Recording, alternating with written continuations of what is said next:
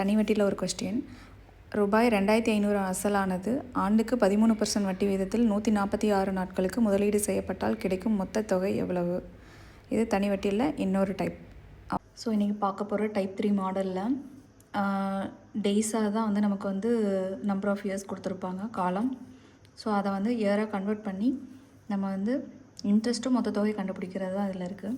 So கொடுத்துருக்க data அசல் 2500, என் வந்து 146 டேஸ், ஆர் வந்து 13%.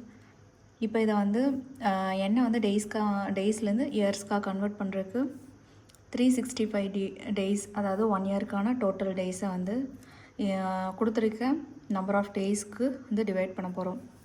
So 146 divide by 365.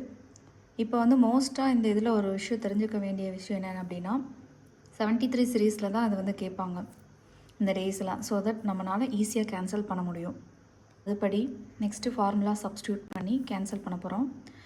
ஃபார்முலா படி சப்ஸ்டியூட் பண்ணோம் அப்படின்னா 146 வந்து 365ல் கேன்சல் பண்ண முடியும். 73யோட சீரீஸில் இருக்கனா 2 டைம்ஸ், இது வந்து 5 டைம்ஸ் இருக்கும். 2 0க்கு 2 0 கேன்சல் ஆயிடுச்சு. அதுக்கப்புறம் இங்கே ஒரு 5க்கு 25 வந்து 5 டைம்ஸ் இருக்குது, கேன்சல் ஆயிடுச்சு.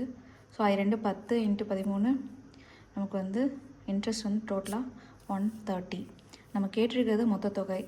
ஸோ மொத்த தொகை வந்து அமௌண்ட் A = அசல் ப்ளஸ் இன்ட்ரெஸ்ட்டு. அசல் 2500 ப்ளஸ் 130. ஸோ மொத்த தொகை 2630. இதுதான் கரெக்ட் ஆன்சர். அவ்வளோதான்.